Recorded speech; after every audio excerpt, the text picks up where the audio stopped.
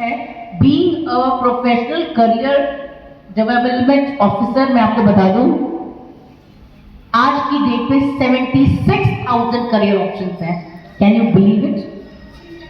कोई सोचेगा 20 है, 25 है, कोई 30 भी बोल सकता है। 30 तक भी काउंटिंग नहीं जाएगी। एंड कोई बुराई नहीं है ना जानने में। पेरेंट्स को कैसे पता होगा कि क्या क्या करियर्स हैं? वो अपने प्रोफेशन में अच्छे हैं। यस, हमने सिर्फ डॉक्टर सुने हुए मेडिकल में। आप मेडिकल फील्ड में जाके देखो कितनी, इसीलिए कहा जाता है प्रोफेशनल हेल्प लीजिए। मैं जरूरी चाहूंगी, मैं कोशिश कर रही हूँ दीदी से बात करके कि सबके साइकोमेट्रिक टेस्ट हो तो एक एक स्टूडेंट का पता चलेगा कि वो किस करियर के, किस स्किल के केपेबल है। हमें पता होता है लेकिन बहुत सारी चीजें हमारे में छुपी हुई हैं जो हमें खुद नहीं पता। मैं क्यों इंजीनियरिंग के लिए भागूं जब मैं किसी और चीज के लिए बनी हूं? मैं अपने पेरेंट्स का पैसा, टाइम और अपनी मेहनत वेस्ट करूंगी या करूंगा? Isn't it? हर चीज में एफर्ट्स लगते हैं, मनी भी लगता है, टाइम, सोच, और सबसे महंगा एफर्ट, कोशिशें। महंगा सिर्फ पैसा नहीं होता, कोशिशें होती हैं उससे भी ज्यादा महंगी। So let's take a right decision. 76,000 career option है बेटे। वो अभी मैं एकदम से गिनती से नहीं बता सकती। कुछ ऐसे करियर्स भी हैं जो आज हैं लेकिन 5 साल के बाद नहीं होंगे। लेकिन कुछ ऐसे करियर्स हैं जो जब तक वर्ल्ड है, अर्थ है, तब तक चलेंगे। उसमें एडवांसमेंट्स हो जाएगी। डॉक्टर्स, इंजीनियर्स, लॉयर्स, सीए सब हमेशा चाहिए। किसी ने एक्चुअल साइंस के बारे में सुना हुआ है? नहीं सुना है आपने actual? Wonderful, clapping for this girl. कमाल है।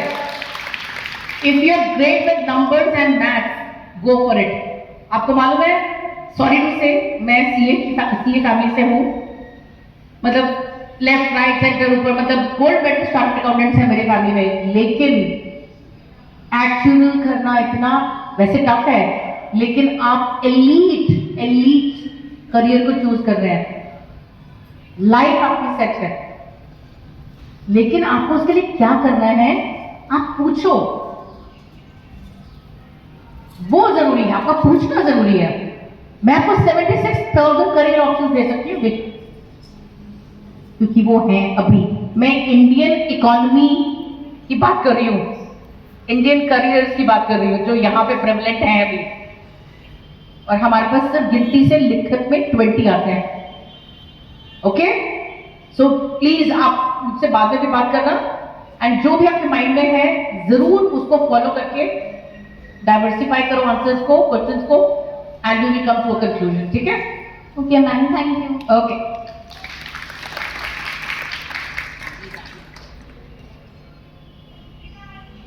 और कोई पूछना चाहेंगे?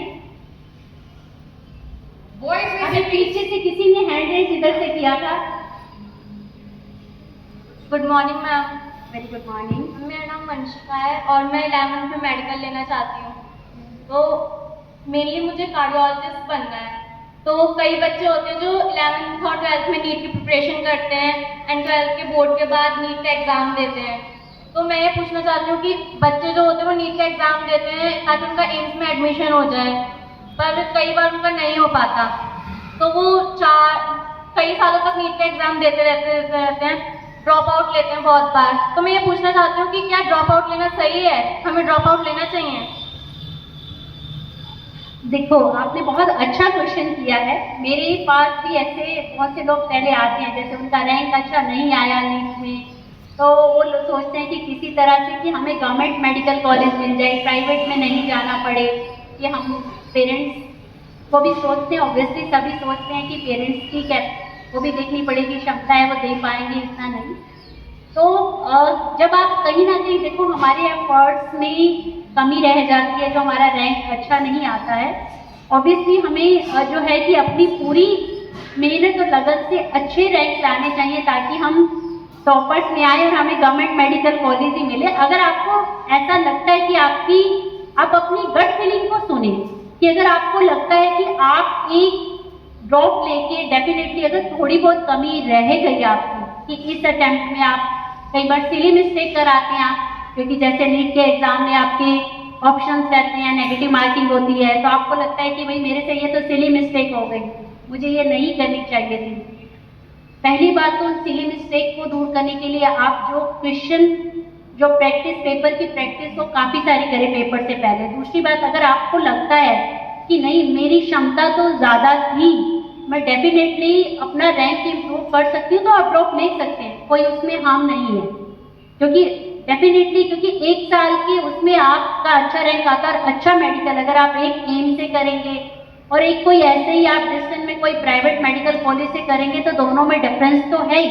नीट का एग्जाम रखा ही इसीलिए गया ताकि किसी भी तरह की जो है कोई भी जो पार्शियलिटी होती थी वो खत्म हो जाए। पहले क्या होता था, जो बड़े बड़े लोग थे जिनकी पेइंग कैपेसिटी बहुत ज़्यादा होती थी, वो अच्छे अच्छे मेडिकल कॉलेज में एडमिशन करवाए जाते थे, बट गवर्नमेंट ने इन सबको दूर कर दिया कि जो नीट के एग्जाम में बच्चा एक्सेल करेगा उसी को पहले अच्छे कॉलेजेस में एडमिशन का प्रेफरेंस दिया जाएगा। तो ये आप पे डिपेंड करता है, अगर आपको लगता है कि नहीं मेरा रैंक जो है कि अगर मैं 1 साल करके भी इसी कंडीशन में रहेगा, नहीं इम्प्रूव कर सकती मैं अपना रैंक, तो आप ड्रॉप मत लीजिए। फिर तो आपको जो है, अगर आपको लगता है कि नहीं मेरी कुछ सिली मिस्टेक हुई है और मैं इम्प्रूव कर सकती हूँ, yes I can do it, तो आप ड्रॉप ले सकते हैं, ऐसी कोई बात नहीं। अगर रैंक कुछ वो हुआ तो डिपेंड्स ऑन सिचुएशन और आपकी कैपेसिटी पे डिपेंड करेगा कि आपकी एफिशिएंसी कितनी है। Ma'am thank you. Ma'am boys पीछे पीछे से वेरी गुड। और मुझे बहुत अच्छा लग रहा है कि आप लोग क्वेश्चन पूछ रहे थे कि अगर मैं यहाँ पे आती आप लोगों को बता के चली जाती उसका इम्पैक्ट नहीं, क्योंकि जो आपके अंदर छुपा हुआ है, आप किस वजह से जो है डिसीजन नहीं ले पा रहे, वो बाहर आना बहुत जरूरी है। Good morning ma'am. Very good morning ma'am, जैसे आपने बोला कि आईएएस बनने के लिए 44 सब्जेक्ट है, जिसमें से हम किसी में से भी एक्सेल करके उनमें पार्ट ले सकते हैं, मतलब सिविल सर्विसेज में। लेकिन मैम मेरे जो मार्क्स आ रहे हैं वो हर किसी में लगभग सेम से ही आते हैं। मुझे पता नहीं चल पा रहा मैं किस में एक्सेल कर पा रही हूँ, किस में नहीं कर पा रही। अब मुझे सब कुछ एवरेज पे ही है, मतलब मैथ्स में भी वही है। मतलब मेरे को 11th में वैसे तो नॉन मेड लेनी है एज अ, जैसे भी उन्होंने बोला बैकअप प्लान के चलते, लेकिन मैं आईएएस की प्रिपरेशन करना चाहती हूँ। तो उसी की वजह से मैं कंफ्यूजन में रहती हूँ कि कहाँ पे, मतलब कि नॉन मेड में जाऊँ या फिर आर्ट्स में जाऊँ, क्योंकि मम्मी पापा जो है वो चाह रहे हैं नॉन मेड की तरफ से जाऊँ, और फिर मैं भी नॉन मेड को परस्यू करना इतना नहीं चाह रही जितना, मतलब 11th-12th का बैकअप प्लान और फिर आईएएस की तैयारी। लेकिन फिर मैम अभी जो मेरे सब्जेक्ट्स हैं उनके हिसाब से मुझे बिल्कुल कंफ्यूजन में हूँ। मेरे को पता नहीं चल पा रहा कि कौन से में मैं एक्सेल कर रही हूँ, कौन से में नहीं कर रही हूँ। इसी चीज़ को मैं कंफ्यूजन में समझ नहीं आ रहा कि किस वाले क्राइटेरिया को लेके मैं आईएएस की उसमें एंट्री कर पाऊँ। मैं सभी के लिए एक लाइन बोलूँगी, फिर आपका आंसर दूंगी। Find your why, then you will find your way. ठीक है, पहले तो ये है कि आप अपना वाई क्लियर करें, हाउ अपने आप हो जाता है ना। मैंने अभी आपको पहले भी 4 स्टेप बताए थे, बार बार वही दोहराऊंगी कि सबसे पहले आप ये देखिए कि आप किस में कंफर्टेबल हैं, किस सब्जेक्ट में आप अच्छे हैं। क्या आपको लगता है, जैसे आप कह रहे हैं कि मैं नॉन मेड लूँ या आर्ट्स लूँ, देखो आईएएस में मेडिकल साइंस वाले भी आईएएस बन रहे हैं, IITN भी आईएएस बन रहे हैं, आर्ट्स वाले भी आईएएस बन रहे हैं। ऐसा कोई है ही नहीं कि IITN और मेडिकल बैकग्राउंड वाले ज़्यादा आईएएस बनते हैं। मैंने बताया कि सब्जेक्ट तो कोई बैरियर है ही नहीं आईएएस में। आप किसमें अच्छे हैं ये मायने रखता है, आपको किसमें रुचि आती है, जिस सब्जेक्ट को पढ़ के आप बोर नहीं होते हैं, आप उस सब्जेक्ट को आप देखिए कि हाँ मैं ये सब्जेक्ट लूँगी तो मैं इसमें अपनी जो है पूरा एक्सेल कर सकती हूँ। अगर ये भी नहीं होगा तो मेरे पास प्लान भी सब्जेक्ट में रेडी है, तो आप उस सब्जेक्ट को ऑफ करें। क्योंकि मैं आपको इम्पोज नहीं कर सकती कि आप, क्योंकि पेरेंट्स क्या होते हैं, पेरेंट्स सोचते हैं कि ठीक है बाई चांस इसका आईएएस नहीं हुआ, मेडिकल दिलवा देते हैं, डॉक्टर तो बन ही जाए। ये पेरेंट्स का बहुत रहता है, बट अब इन मिथ्स को हमें बस्ट करने की जरूरत है।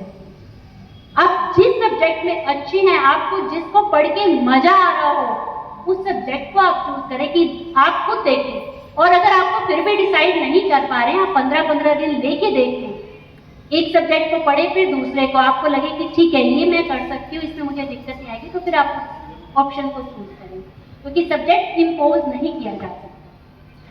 वही चीज़ थी मैम, जैसे कि अभी आपने बोला कि जिस सब्जेक्ट को करने में आपको मज़ा आ रहा है आपको वो वाला लेना चाहिए। मैम मैं सब में इक्वली जा रही हूँ, हर किसी में मेरे को उतना ही ध्यान देना पड़ रहा है, उतनी चीज़ें हो रही है, उतने ही मार्क्स आ रहे हैं लगभग। चलो आपका जैसे कि साइकोलॉजिकल टेस्ट भी हो जाएगा, लेकिन फिर भी कई बार क्या होता है कि marks is not a criteria. मैं आपको बता दूं, मार्क्स कभी भी क्राइटेरिया नहीं होता जज करने का। आप अपनी गट फीलिंग को देखिए, जिसको पढ़ के आपको नींद नहीं आ रही है, बोर नहीं हो रहे हैं, ठीक है। आपको जैसे कहते हैं ना कि हम कोई नॉवल पढ़ने बैठते हैं तो फिर हमें भूख प्यास तक मिट जाती है, हम जब तक उसको खत्म नहीं करते तब तक हम उठते नहीं है, होता है ना? क्यों? क्योंकि हमारा इंटरेस्ट इंकलकेट हो जाता है उसमें। तो आप ये देखिए कि आपका इंटरेस्ट किसमें इंकलकेट हो रहा है। जब आप उसको पढ़ रहे हैं तो आपको लगता है थोड़ा सा और पढ़ लेती हूँ, होता है ना ऐसे कई बार कि ये तो खत्म कर लेती हूँ। तो आप ये मार्क्स क्राइटेरिया नहीं है, मार्क्स को क्राइटेरिया मान के मत चले कि मेरे मार्क्स इक्वल आ रहे हैं। मैं इंटरेस्ट की बात कर रही हूँ, हर किसी चीज़ में इंटरेस्ट उतना ही लग रहा है। Your name, please. Manya. Manya. Manya, close your eyes for a minute. See, what subject are you able to see there? It's clearly depicted there. Close your eyes. Take a deep breath. Take a deep breath. Again. Keep taking the deep breath unless you are able to retain your focus on your Ajna Chakra, the point in between your eyebrows. Keep it closed. You're able to focus there. Just nod your head when you're able to focus on your point. Nod your head when you're ready. देख पा रहे हो अभी आप अपने eyebrows के centre point में? Okay, great. Now recall all the subjects. Don't open your eyes in between. Take it seriously. From now on, you will only open your eyes जब मैं कहूँगी. Recall all the subjects. Recall all the subjects that you are getting equal marks in.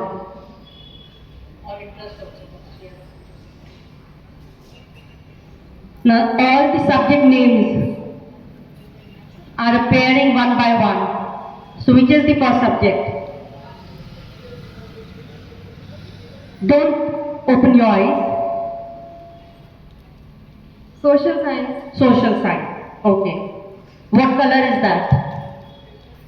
White। White color. Then, which is the next subject? Maths। What's the color? Yellow। Okay. Next. English। Color? Yellow।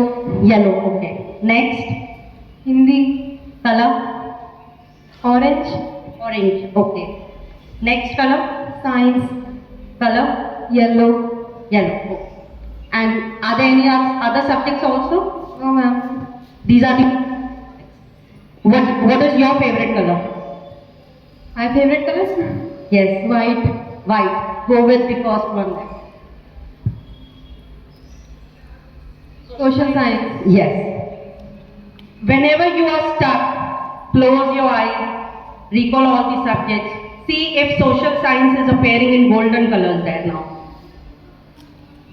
Is it going in golden color now? Manya? It's in yellow color now। So it's somewhat like golden color only, right? Because yellow seems like golden at times. Or probably golden seems like yellow at times, right? Just visualize again. So is social science appearing in golden now? Golden, silver, white. Which color? White। Go with that.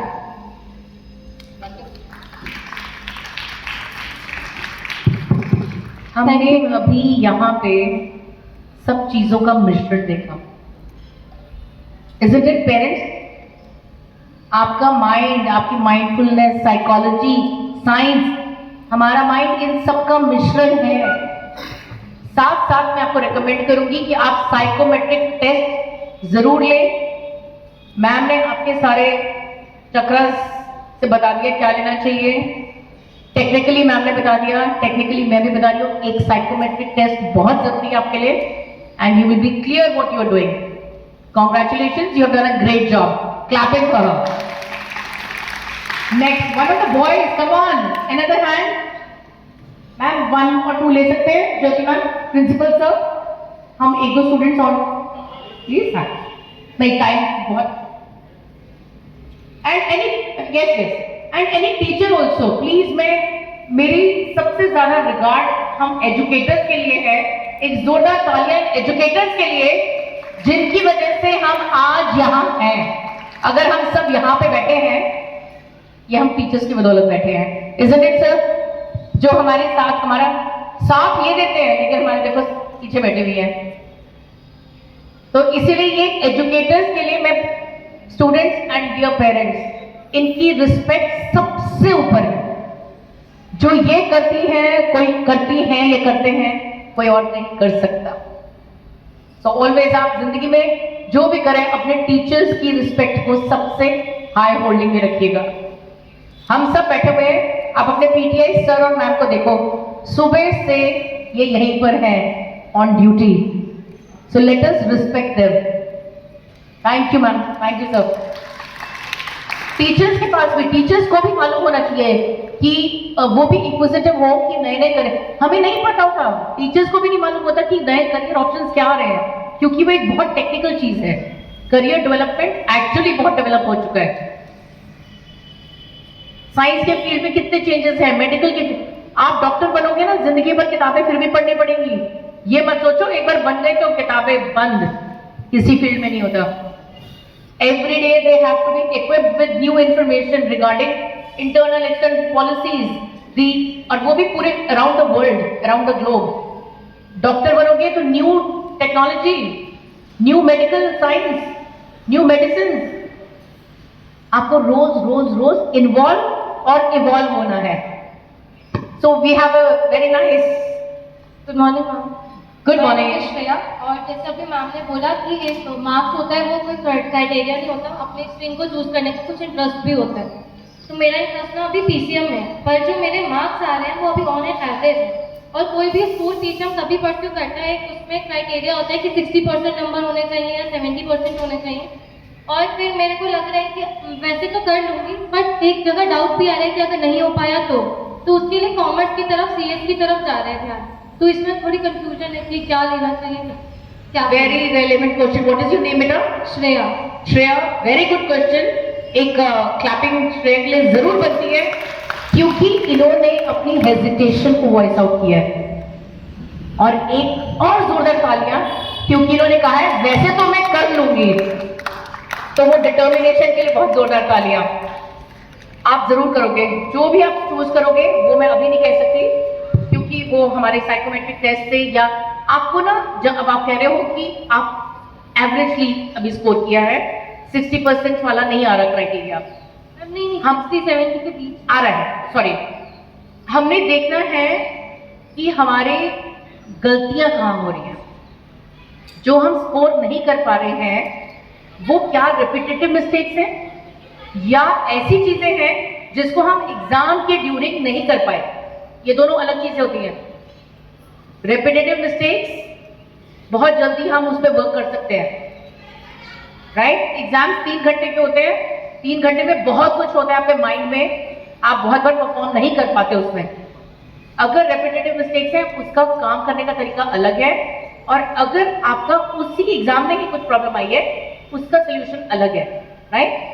तो पहले आपने लिखना है कि आपको दिक्कत कहाँ आ रही है। I am giving you a sure short formula for being successful.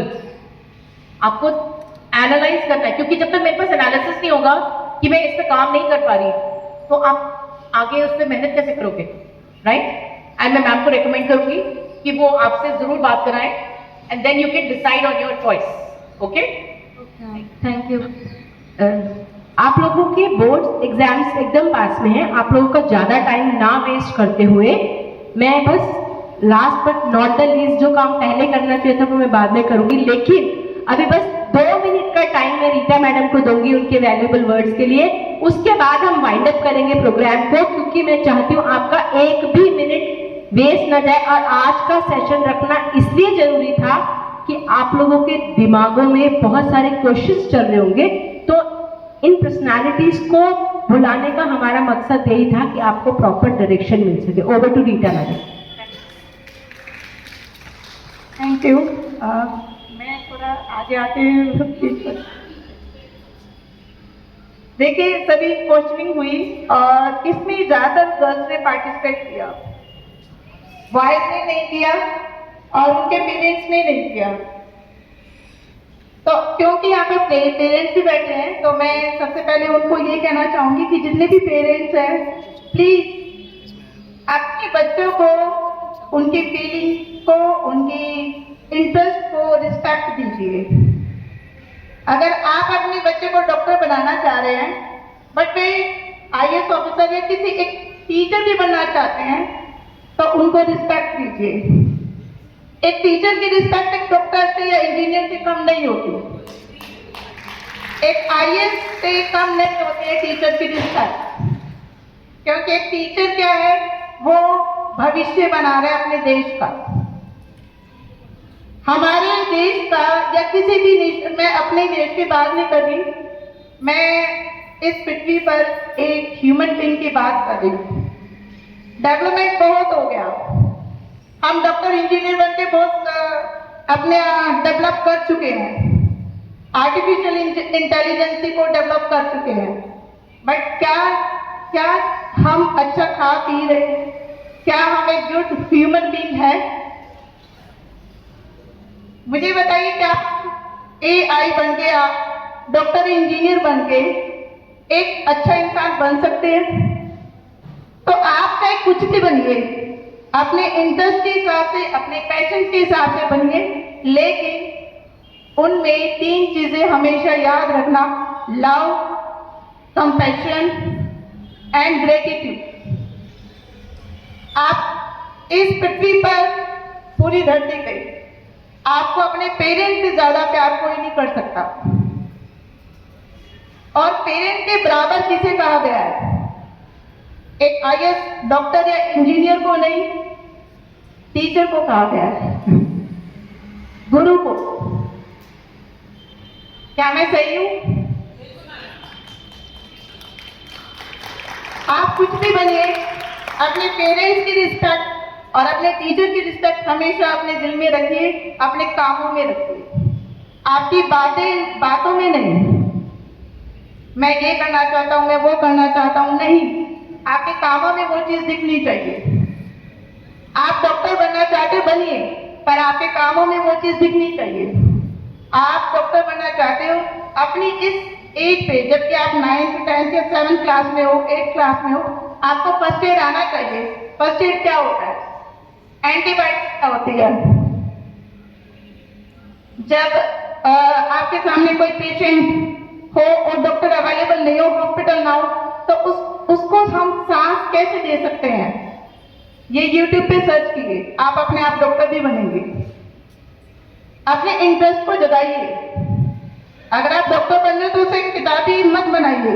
सिर्फ ऐसा नहीं कि आप बुक देकर ही डॉक्टर बन सकते हैं, नहीं, अपना इंटरेस्ट जगाइए, अपने आसपास की चीजों में जगाइए, हैबिट में जगाइए।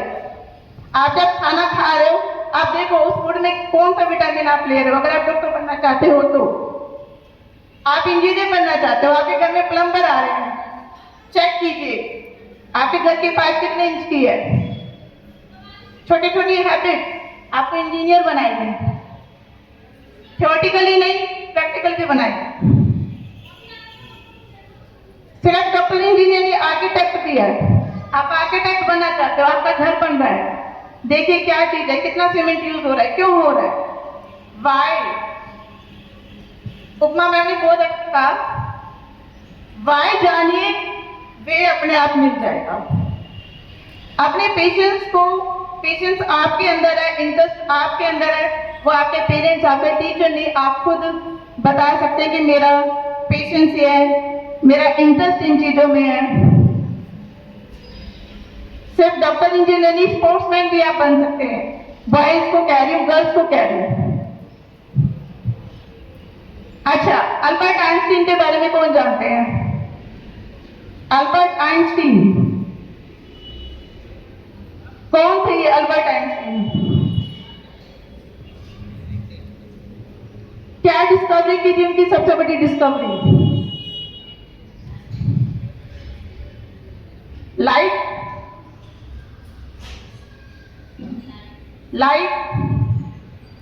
हमारी केमिस्ट्री में कितने एलिमेंट्स है टोटल?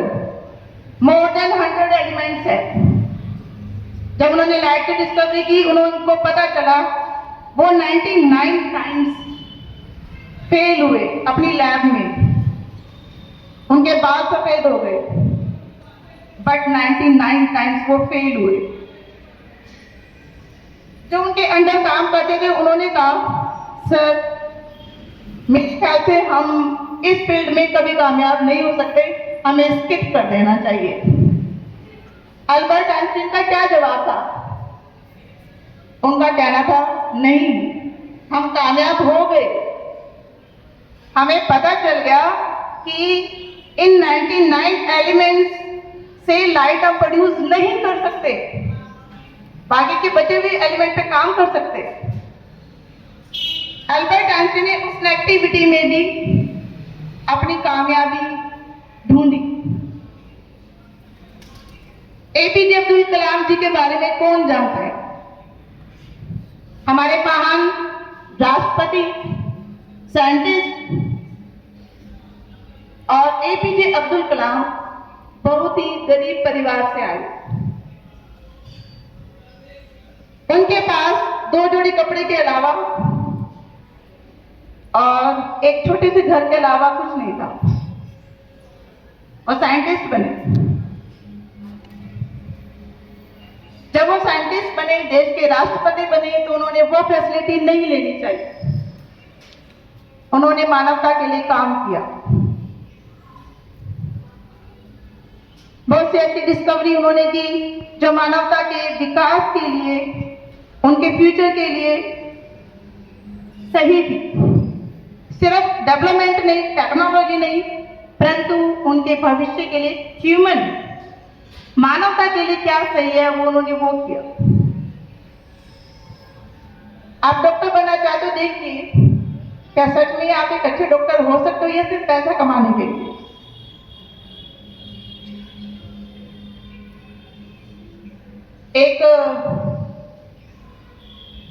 उनके पास, एपीजे अब्दुल कलाम जी के पास ऑडी कार, BMW बहुत हो सकती है, पर वो सिंपल कार में जाना पसंद करते थे। क्यों? क्योंकि उनके पास जो भी अवेलेबल सोर्सेज थे वो उनको सेव करना चाहते थे। अगर ऑडी कार ज्यादा तेल खाती है और स्विफ्ट कम तेल खाती है तो वो स्विफ्ट में जाना पसंद करते थे। Am I right? आपके पास जितने आसपास के सोर्स हैं उसको बचाना भी सीखिए। आप सच में कुछ ना कुछ बनेंगे, जरूर बन जाएंगे, लेकिन उसके लिए आपका सबसे पहले आप मानवता के लिए क्या कर रहे हो ये भी जानो।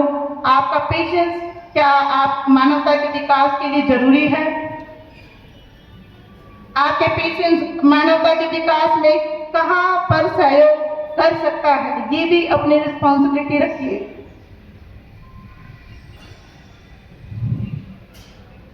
ब्रेन ड्रेन के बारे में कौन जानता है? ब्रेन ड्रेन क्या चीज है? क्या चीज है ब्रेन ड्रेन? अपने यहाँ से एजुकेशन करके फॉरेन में चले जाना और वहां पर जॉब करना। मैं गलत नहीं मानती हूँ, गलत नहीं मानूंगी मैं। ब्रेन ड्रेन गलत चीज नहीं है। आप यहाँ से भी एजुकेशन लीजिए, बाहर से भी ले सकते हैं, नॉलेज का आदान प्रदान कर सकते हैं, लेकिन अपने देश के लिए भी कुछ कीजिए। पेरेंट्स से मेरी आज यही रिक्वेस्ट रहेगी, क्योंकि पेरेंट्स यहाँ पर है, अपनी इच्छाओं को बच्चों पर मत थोपिए। अगर वो एजुकेशन में आगे नहीं भी बढ़ पा रहे, हो सकता है आपका बच्चा इतना एनर्जेटिक है, स्पोर्ट्स में डालिए, उनसे पूछिए बेटा आप क्या बनना चाहते हो, एक सिंपल रेसर भी अगर वो बनना चाहे तो उन्हें डालिए। अपनी कंट्री के लिए दूसरा पीटी उषा भी खड़ा हो सकता है। सिर्फ साइंस, कॉमर्स, आर्ट ये सब कुछ नहीं, खेल भी बहुत जरूरी है। आपका करियर कहाँ भी है, आपको अपना करियर ढूंढना है, आप कहाँ भी ढूंढिए। पेरेंट्स अपने बच्चों को ये मत कहे अरे ये तो क्रिकेटर बनना चाहता है, क्या करियर बनाएगा। नहीं नहीं नहीं नहीं, इसको पढ़ने दो। अगर वो उस फील्ड में जाना चाहता है उसे भेजिए। और स्टूडेंट से मैं यही कहना चाहूंगी, आप कभी भी ये मत सोचना कि हमारा अरे हम तो हमारा स्कूल बहुत हाई फाई नहीं है ना, हमारे स्कूल की बिल्डिंग बड़ी छोटी है, पेरेंट्स ने हमें किस स्कूल में डाल रखा है। नो, हम सरकारी स्कूल में पढ़े हुए हैं, गवर्नमेंट स्कूल से पढ़े हुए हैं। और जितने भी प्राइवेट स्कूल के जो मेरी फ्रेंड्स थे आज वो हाउस वाइफ, मैं हाउस वाइफ को गलत नहीं कहूंगी, सबसे बड़ी जॉब तो वही करती है, सबसे बड़ी जॉब हाउस वाइफ करती है। लड़कियां और लड़के अपनी मम्मी को गलत मत कहना, सबसे बड़ी जॉब उनकी है। जब आप रात को पढ़ते हो वो सोती नहीं है, उसे ध्यान रहता है मेरा बेटा जाग रहा है, मेरी बेटी जाग रही है। जब आप कुछ बनना चाहते हो, अपने आसपास की उनकी फैमिली में शादियां नहीं, बच्चों का एग्जाम है, मैं घर पे रहूंगी, तुम चले जाओ। वो अपना डेडिकेशन लगाती है अपने बच्चों के साथ। आपको IAS ऑफिसर या डॉक्टर इंजीनियर बनने के लिए सिर्फ अकेले आपकी मेहनत नहीं है, ये पूरे परिवार की मेहनत है। बच्चे ये मत सोचे कि आपके पेरेंट्स किसान हैं, आपके पेरेंट्स छोटे से कार गैराज में काम करते हैं, नहीं, उन्होंने चाहे वो कितना ही छोटा काम करे वो उन्होंने आपको इस स्कूल तक पहुंचाया है। यदि वो आपको गवर्नमेंट स्कूल तक भी पहुंचा दे वो भी बहुत बड़ी बात है। इट मीन्स आपके पेरेंट्स चाहते हैं कि आप कुछ बने, चाहे वो अनपढ़ ही क्यों ना हो, पर वो मेहनत कर रहे हैं किनके लिए, आपके ऊपर। किसान भी मेहनत कर रहा है, पूरे देश खा रहा है, हम भी खा रहे हैं, पिज्जा बर्गर भी खा रहे हैं रोटी के अलावा। आपके पेरेंट्स, आपके माता पिता बहुत कुछ है, उन्हें गलत मत समझिए। ये मत समझना कि मैं IAS ऑफिसर हो गया मेरा बेटा, मेरा पापा तो किसान ही है, वो कुछ कर ही नहीं पाए। नहीं, उनकी मेहनत है तभी आप कुछ कर पाए। वो अपना पूरा एनवायरमेंट आपको कुछ बनने में लगा देते हैं, अपनी सारी मेहनत लगा देते हैं। उनको पता है कि बेटे का एग्जाम हिसार में है, चंडीगढ़ है, वो आपके साथ साथ जाते हैं, आपके हाथ पैसे देते हैं, मेहनत करते हैं। नहीं, बच्चे का एग्जाम है और अभी ये सारे प्रोग्राम कैंसिल, अपनी सारी मीटिंग कैंसिल कर देते हैं पेरेंट्स। नहीं, बच्चे का एग्जाम है। आप आगे बढ़ने में सिर्फ आपकी मेहनत नहीं, आपके पेरेंट्स की भी मेहनत है, इसलिए रिस्पेक्ट कीजिए उनकी मेहनत की। अपने लक्ष्य को छोटा मत रखिए, बड़ा कीजिए। अपने पेरेंट्स, अपने टीचर आपसे पहले स्कूल पहुंच जाते हैं, तो पूरा दिन आपको लेक्चर देते हैं, आपको समझाते हैं। आपको सब्जेक्ट में कंफ्यूजन हो रही है, ऐसे मेरे साथ हो चुका है, मेरे को सब्जेक्ट में कंफ्यूजन हो रही थी। मैंने अपने पेरेंट्स से ना पूछ के अपने आप से भी पूछा, फिर मैंने एक लास्ट सजेशन अपने टीचर से लिया, मैम मैं इस सब्जेक्ट में कितना कर सकती हूँ आगे। मेरे टीचर ने ही मुझे सही जवाब दिया और आज मैं MSc in chemistry, MSc in zoology और MPhil। हर चीज मेरे पापा ने मुझे कहा बेटा आप साइंस मत लीजिए, साइंस थोड़ा महंगा सब्जेक्ट है, मैं आपको प्राइवेट स्कूल में नहीं डाल सकता, और आप शुरुआत से हिंदी मीडियम में रहे। लेकिन घर की परिस्थितियां रुकावटें नहीं बनी। मैं चाहती थी क्योंकि मुझे इंटरेस्ट ही साइंस में था और किस सब्जेक्ट में नहीं था। मार्क्स में मत जाइए, अपने इंटरेस्ट को बढ़ाइए। आपका इंटरेस्ट बढ़ेगा ना मार्क्स अपने आप बढ़ जाएंगे। आपका इंटरेस्ट बढ़ेगा किसी काम में, करियर अपने आप बन जाएगा। इंटरेस्ट को बढ़ाइए, आपका इंटरेस्ट किस में है, अपडेट रहिए, नॉलेज लेना सीखिए, आसपास के एनवायरनमेंट से, टीचर से, अपने फ्रेंड से भी आप नॉलेज ले सकते हैं। आसपास बैठे हैं, ग्रुप डिस्कशन कीजिए, पूछिए। और जब मैं हिंदी मीडियम से इंग्लिश मीडियम में आई, साइंस पूरा इंग्लिश मीडियम था, एक एक वर्ड, इवन मुझे एलिमेंट का भी नहीं पता था कि एलिमेंट होता क्या है, क्या तत्व को इंग्लिश में एलिमेंट बोलते हैं, मुझे ये भी नहीं पता था। एक एक वर्ड आज भी मेरी बुक मेरे घर पे रखी है, आप देखोगे ना सबके ऊपर पेंसिल से हिंदी में लिखा हुआ है एलिमेंट तत्व,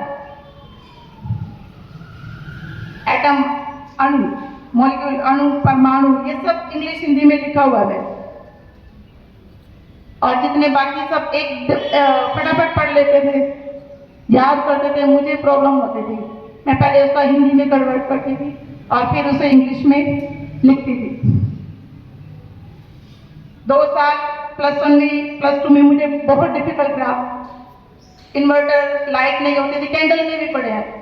आपकी आसपास क्या है आप उसमें भी पढ़िए, उस मत सोचिए कि अरे यहाँ गर्मी है, ये स्कूल अच्छा नहीं, ऐसा नहीं है। आप जिस स्थान पर हो वो आपके लिए बेस्ट है, नहीं है तो उसे बनाइए, अपने आप बनाइए। आप अपने स्कूल को क्या दे रहे हैं, उनको बेस्ट आप ही लोग बना सकते हो और कोई नहीं। आपका स्कोरिंग, आपकी मेहनत आपके स्कूल को अपने आप बेस्ट बनाएगा। और सच में आज फिर भी यही कहूंगी, स्कूल कितना छोटा बड़ा मत सोचना, आप जिस स्कूल में उसे कोई बड़ा कीजिए अपनी मेहनत से, बस दैट्स इट। तो शायद सबका जवाब अपने मिल गए होंगे, खासकर बॉयज से पैसा कमाने के लिए नहीं, या अरे जॉब नहीं लगेगी, नहीं पढ़ेंगे तो शादी नहीं होगी ऐसा नहीं। आपका सच में क्या आप करना चाहते हो, मानव जाति के लिए आप क्या करना चाहते हो, ये जरूरी है। Okay, thank you so much. Thank you, ma'am, for your valuable words. Last but not the least, I would like to ask her to do only 1 minute. आपके प्रेशियस टाइम से सिर्फ 1 मिनट और लूंगी, उससे ज्यादा नहीं। 1 मिनट घड़ी में देख लीजिए, 1 मिनट से ज्यादा टाइम नहीं लूंगी।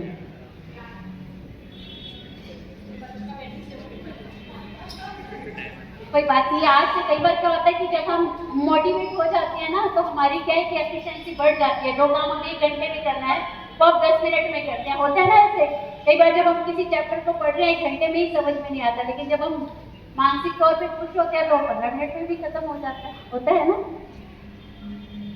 सबसे पहले तो मैं स्कूल को बहुत थैंक यू बोलूँगी कि देखो बहुत बड़े बड़े स्कूल भी मैंने देखे हैं, शिवनाथ है, बहुत बड़े बड़े स्कूल हैं, लेकिन जो संस्कार मैं यहाँ के बच्चों में देख पा रही हूँ, मैं वहाँ भी जाती हूँ, वो संस्कार स्कूलों के बच्चों में बहुत कम देखने को मिलते हैं।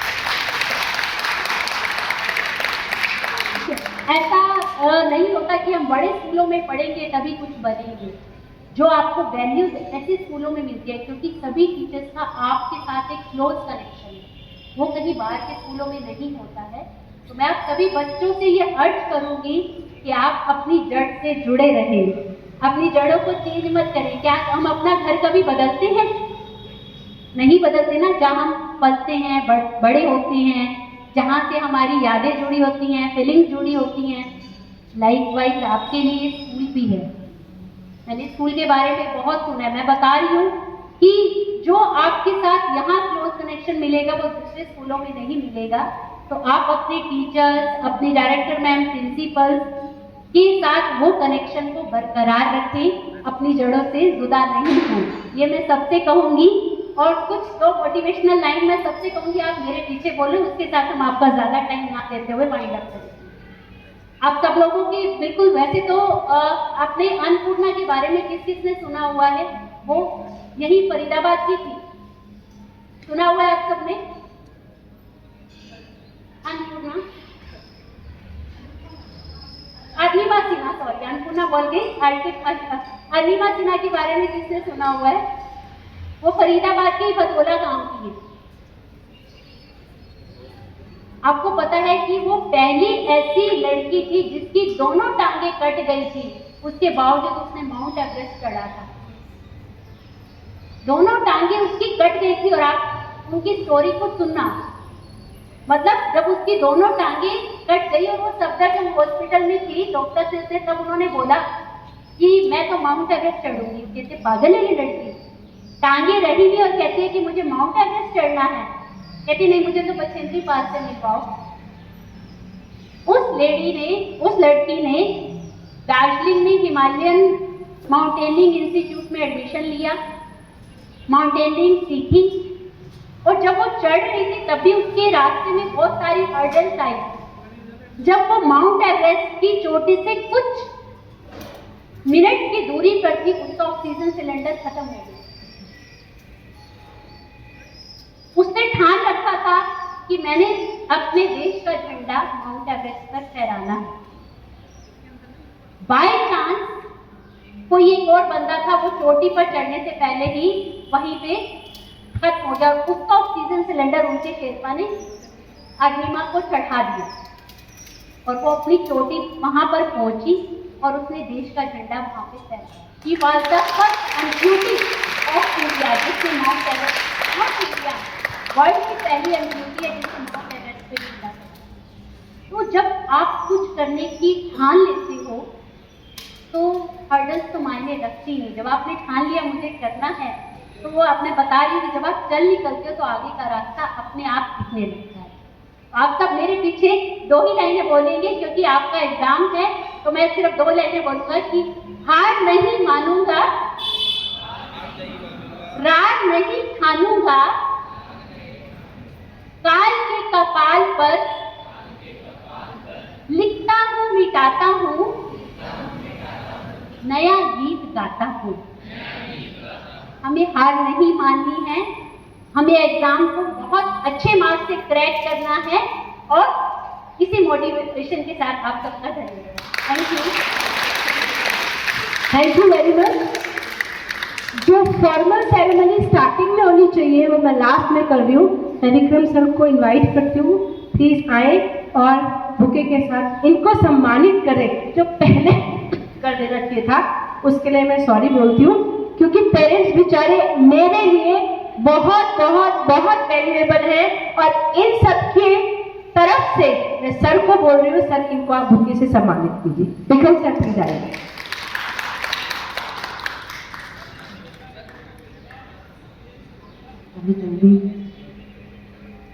उपमा सर मैम को, Upma ma'am please.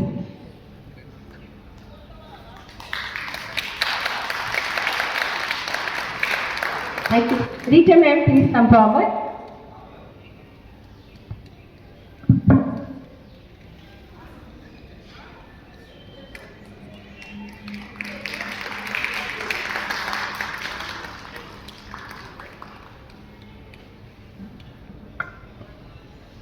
Hemal sir, please come forward. Aye sir. Pooja ma'am को।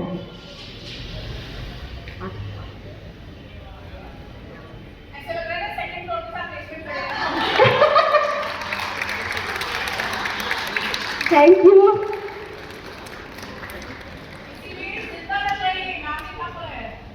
हंसना है, मुस्कुराना है और सब कुछ हासिल हो जाएगा। Tilak Raj sir please come forward. Tilak sir please.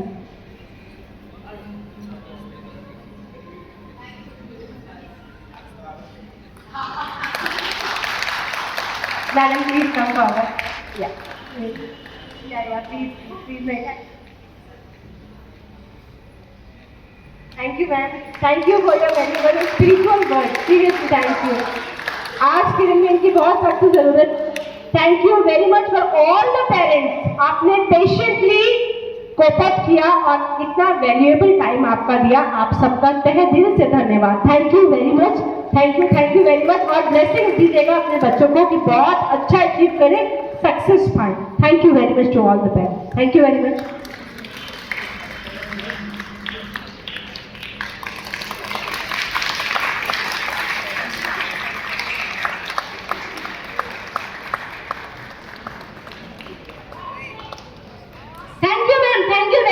वो बनता था।